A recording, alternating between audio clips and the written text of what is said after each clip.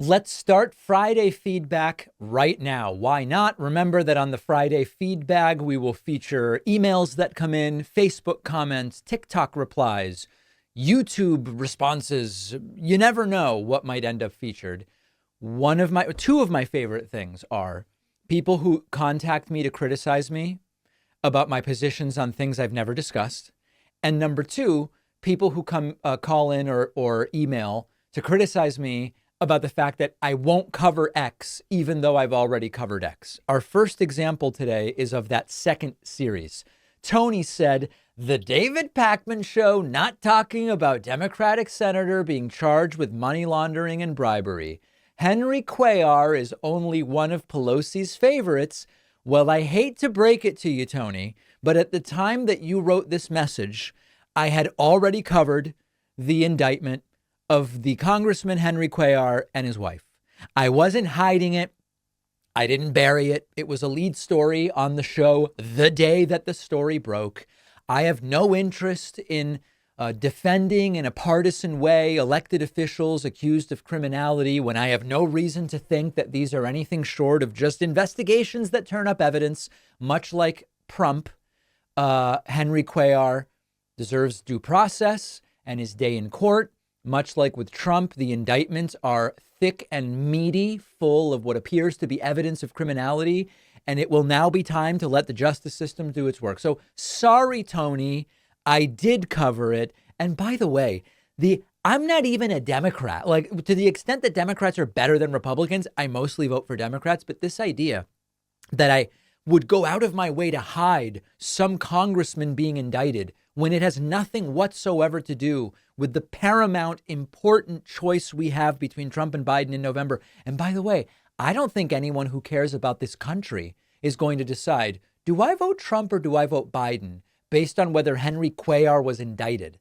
If you know of a voter that's sitting around going, I was going to vote for Biden, but then Henry Cuellar got indicted, by the way, not convicted, but indicted. Now I'm going to go out and vote Trump, who's been indicted 4 times on 88 counts. Give me a break. So I have no interest in hiding this stuff and covered it on day one. All right, next we go from one brainiac to another. Here is Noel, or Noel. No, it's Noel. It's Noel. Noel says, you are full of S. Why don't you move to China or North Korea with your communist friends? You should be ashamed of yourself for being a brainwashed piece of S. You really have your followers brainwashed, just like you. So F off and get a life, you a-hole. I'm not a communist. I'm not a socialist. I'm not a democratic socialist. I'm a social democrat.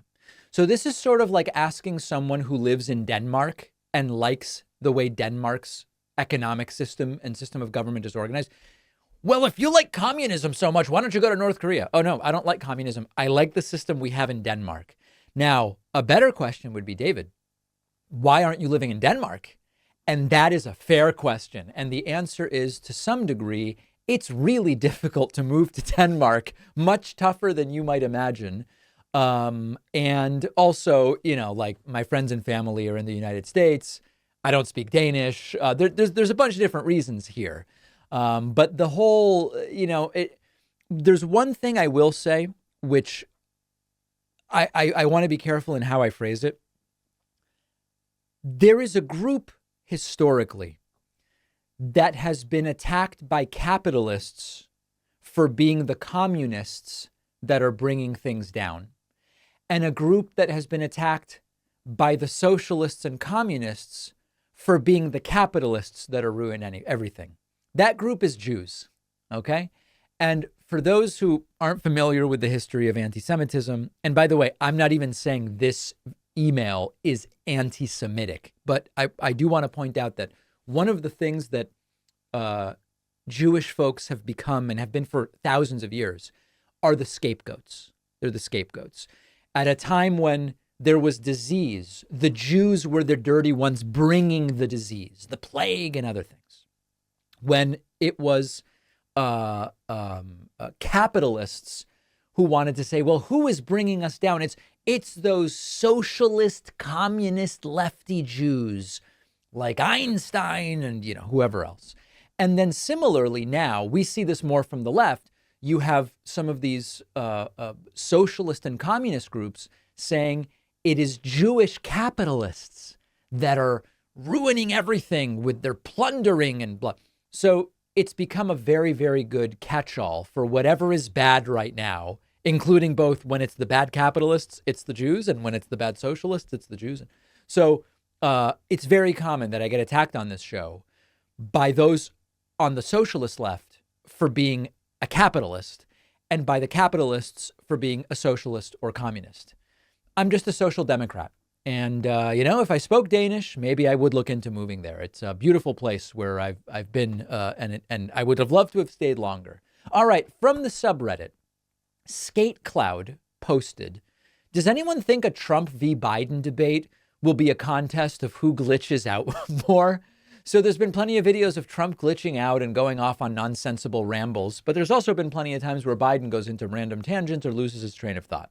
In Biden's defense, at least last election's debates, he did a good job of steering away from Trump's craziness, but I think he's lost a step even since then. These might be the most stressful debates to watch in history, but should make for entertaining TV perhaps. Yeah, I mean, listen, I don't think that if there are Trump Biden debates, I don't believe for a second that that the impact they have will come down to who has a really interesting tax plan that they explain. I don't think the debates are going to come down to education policy.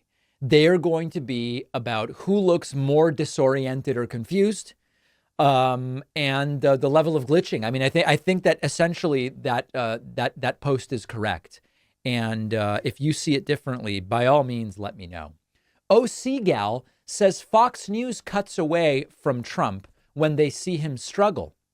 This is why many of his supporters say that they have never seen him stumble with his speech. Yeah, there's a degree to it. I mean, listen, right side broadcasting and Rumble and some of these right wing channels and platforms do cover Trump's speeches. They just never mention when Trump starts glitching out and making up these words. Let me see if I have one here. Saudi Arabia and Russia will repeat your. Right. Yeah. So they just don't call attention to it. You will see the short circuiting on those platforms. They'll just never mention it. All right. Dominic Johnson says we should replace Biden at the convention. People have written to me with this idea before. I don't know how else I can explain to you that when you have a presumptive nominee, he's easily won, blowing people out of the water. Write-in campaigns, he's even winning. Biden is. He's the incumbent. And then at the convention, you announce you won't be nominating the guy who won so easily. And instead, you're going to replace him with who? And how would that even be a democratic process? I guess you could say, well, if the delegates vote differently. Okay, but those delegates are pledged to Biden. Biden won them. That's chaos.